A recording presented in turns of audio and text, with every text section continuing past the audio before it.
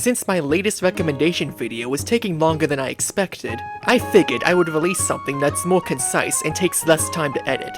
The live-action One Piece series on Netflix has been getting a lot of positive buzz, so I thought, why not give my take on it as, well, a semi-knowledgeable fan of the original source material. What I mean by that is, even though I spent a lot of my childhood reading the manga, watching the early episodes of the original anime, and sinking countless hours into One Piece Grand Adventure, I fell out of step with this series during the 2000s. However, I'm still very familiar with all of the storylines and characters the live-action series adapted. I had pretty low expectations going in, since almost every live-action anime adaptation has been terrible, and the fact this was being made by the same studio who gave us Netflix's Cowboy Bebop didn't inspire much confidence in me. Now that I've finished Netflix's One Piece, I'm happy to say it's a pretty fun adventure show by itself, and works as a good adaptation of the source material in many areas, though not all of them. I wouldn't call it the greatest show ever, or something I would rewatch many times over, but the two things this show gets right, compared to many recent adaptation disasters I've seen, is how well the main cast embodies their characters for the most part, and how the show itself captures the same sense of high-seas adventures, mixed with endearing interpersonal drama that made me love One Piece growing up.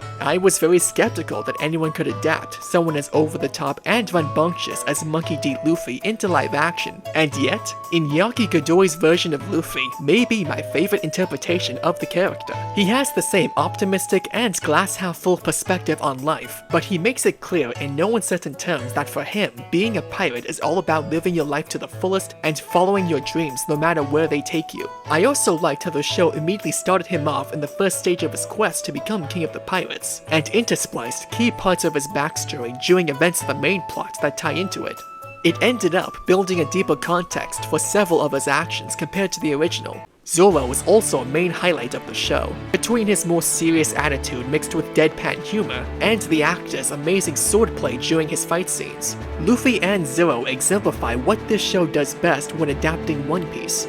It embraces the bizarre nature and the outlandish aspects of this setting and these characters, like Luffy's obsession with eating meat, how bizarre people can often look and act in this world, especially the ones with devil food powers, and the fact people communicate with each other using animated snail phones, but plays it off as just normal parts of this world people take in stride and never pokes fun at itself. That was one of my biggest concerns going into the show, since that's been the running trend with most superhero content. But One Piece, both the live-action series and the original manga and anime, never devolve into cringy, self-referential parodies of themselves, or get in the way of the serious drama. That's especially apparent in the Nami and Sanji flashbacks, which happen to have some of my all-time favorite moments of this series, and a few of my problems with it. Usopp and Sanji were pretty well cast as well. They both embodied their original characters' personalities flawlessly, and if I'm being honest, I liked their scenes where they leave their homes to join the Straw Hat crew more in the live-action show.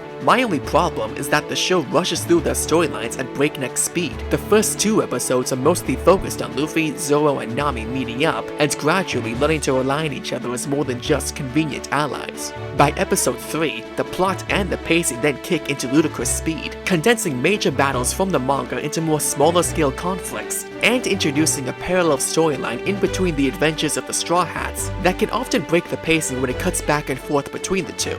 I do like the structure in some cases, like in Kaya's storyline becoming a horror sequence in her mansion, and Zoro's duel with Mihawk becoming the main focus of the Baratie storyline. For as good as they are in the live-action show, Usopp and Sanji just aren't given as much screen time or development as they were in the manga, which makes their storylines feel the most rushed and undercooked compared to everything else. By contrast, I think Nami was given a little too much screen time, and this is where we start to get into my issues with the show. Out of everyone from the main cast, Nami's the one who took the longest to grow on me. She's much more snarky and mean-spirited in this version, which makes her interactions with Luffy and Zoro feel more forced and awkward. She didn't really capture the liveliness or the genuine sense of bonding the original Nami had. The show also makes her a thief who doesn't mind robbing from everyone who's better off than her, along with pirates, giving her a petty and childish attitude that really didn't bolster her character much. I have a strong suspicion that the show was going to make more pointed political commentary about the rich and how poor people like her are entitled to their wealth, but it got cut down, most likely due to reshoots demanded by the series author. With all of that being said, she does become more likable as the show goes on and starts to open up to Luffy and the others. Once All-Long came into the picture, she completely won me over in her breakdown scene with Luffy and Nojiko. Another small gripe I had was with All-Long. Not with the actor, because I would say the villains across the board are all spectacularly cast, especially Mihawk and Buggy, but with his motivations for building the All-Long Empire. The live-action series makes it so he wants to strike back against the humans who've enslaved fish people like him across the world, rather than he just believes they're innately superior to humans, like in the original.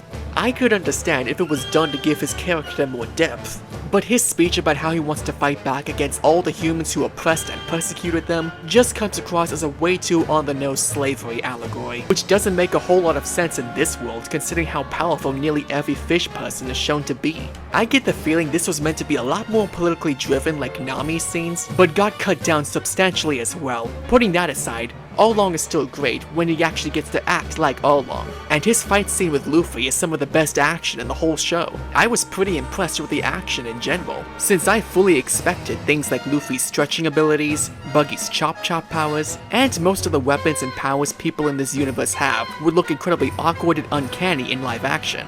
However, the effects are pretty good for the most part, especially Buggy and Luffy's powers, and the fight choreography between Zoro's swordplay and Sanji's feet-only martial arts runs circles around anything you'd see from the average Disney Plus show.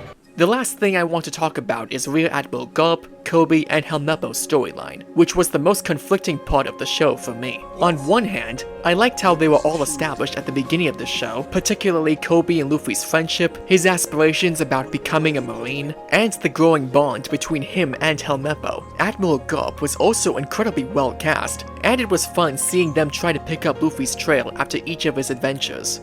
With all that being said, the show had a tendency of cutting back to him a little too much, and for every scene that gives us new insight into him, Koby, and Helmeppo, there are many others that don't serve much purpose beyond just showing what they're doing at any given time, and end up taking up time that could have been used to develop Luffy's other crewmates more. Still, I was okay with his inclusion into the story this early on, since it's used to establish more of Luffy's backstory and his commitment to being a pirate. Even if a few things are a little sloppily handled and rushed, I'm still very interested in seeing where the show takes both of their characters and their crews. Overall, that's my biggest takeaway with the live-action One Piece series.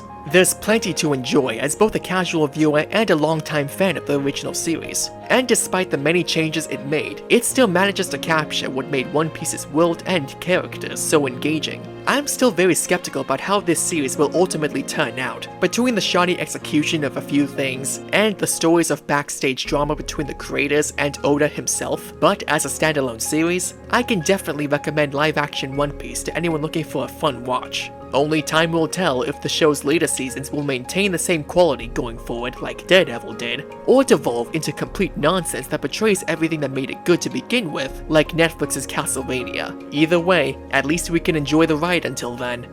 I'm the Elusive Eye, signing off.